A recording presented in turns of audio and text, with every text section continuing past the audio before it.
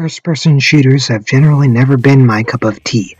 I was never the one to be into Call of Duty or Modern Warfare or Battlefield or whatever, so TimeSplitters was a bit new for me and I decided to give it a go.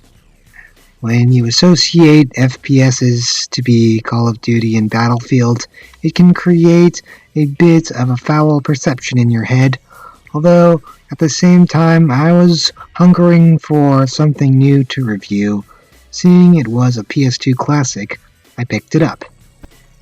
To give a bit of history, TimeSplitters was developed by Free Radical Design, which formerly had been a part of the GoldenEye 007 and Perfect Dark dev team. TimeSplitters was their first project.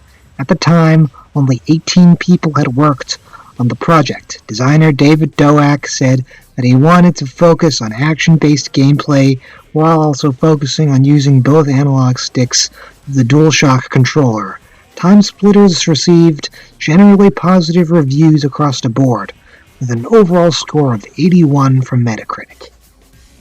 But the real question is, does it still hold up? So when you boot up the game, you're greeted with this really cool soundtrack. The way that the text expands, it really gets you pumped to play it.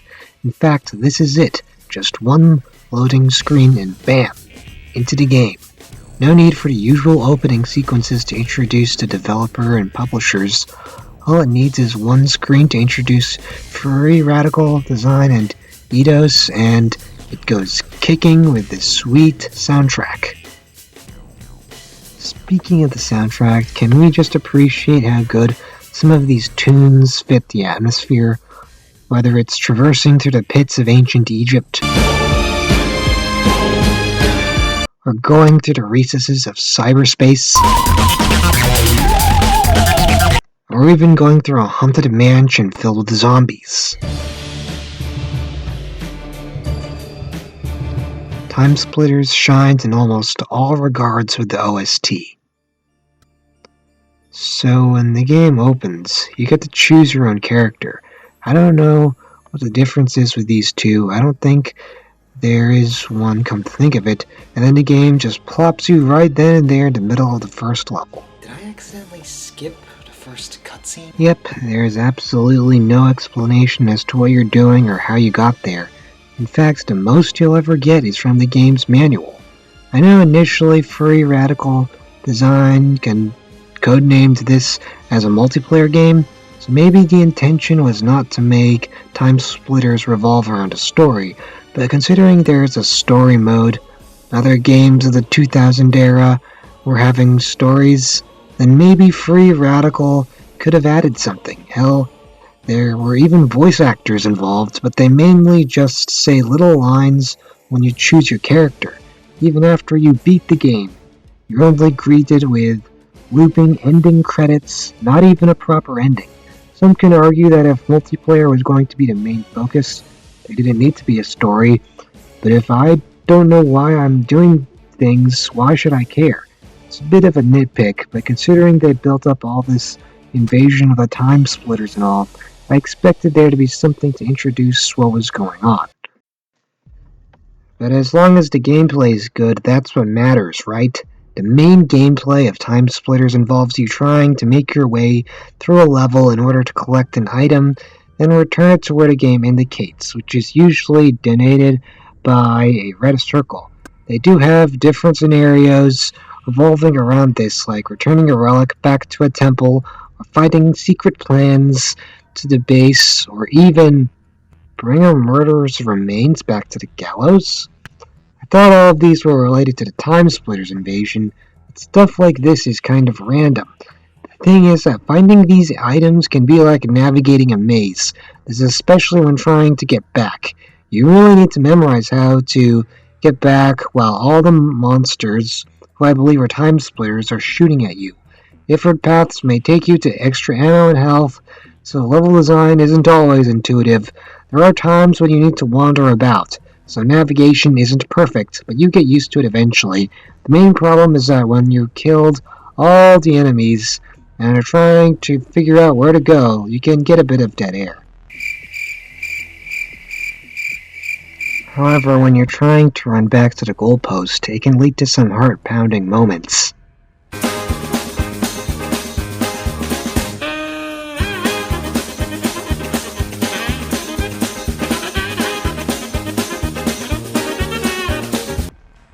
It can get so difficult to navigate around, sometimes I'd make it back with barely enough health. I guess this is why I'd recommend playing this game in small bursts. It can get kind of repetitive doing the same tasks over and over again.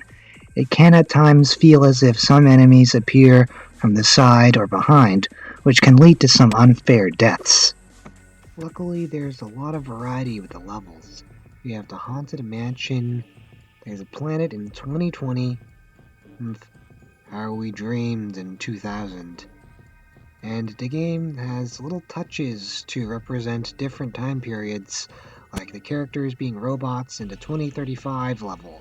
I guess this is a good time to talk about the graphics. They looked fine for the most part. The most I can say is that some of the character models look kind of blocky. It kind of looks like an old PS1 game, but there's nothing more I can say. Most of the levels of the game are a hit or miss. My least favorite level in the game is definitely the mansion. Many of the zombies take multiple hits to kill. Many times I tried to manually aim to take out their head. Also, numerous zombies with shotguns really try to tear into your skin. It took me multiple tries just to get through this stage. However, some of the best levels were the futuristic ones, only because you can control lasers and ray guns in them.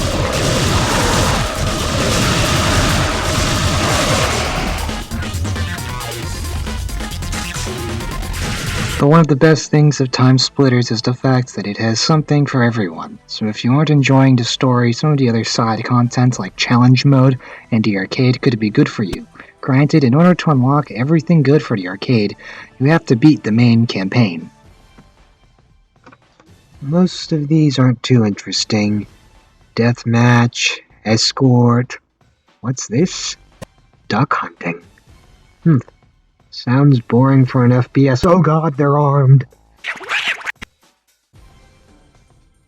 However, if there was one minigame challenge that I liked, it was holding a brain for a minute. In this minigame, you have to try to get a hold of a brain for a minute before the clock runs out. Other AI players will also be trying to compete for the brain. Now, you don't have to hold the brain for one full minute. Instead, you could just pick it up for a few seconds, die, then follow the guy that picked it up as soon as you respawn. It's a lot of fun chasing him down, considering that not all the AI targets you and are constantly going for the guy with the package. It's good fun. So would I recommend TimeSplitters? There were moments when I was having real genuine fun, but at the end of the day, the package doesn't quite all come together.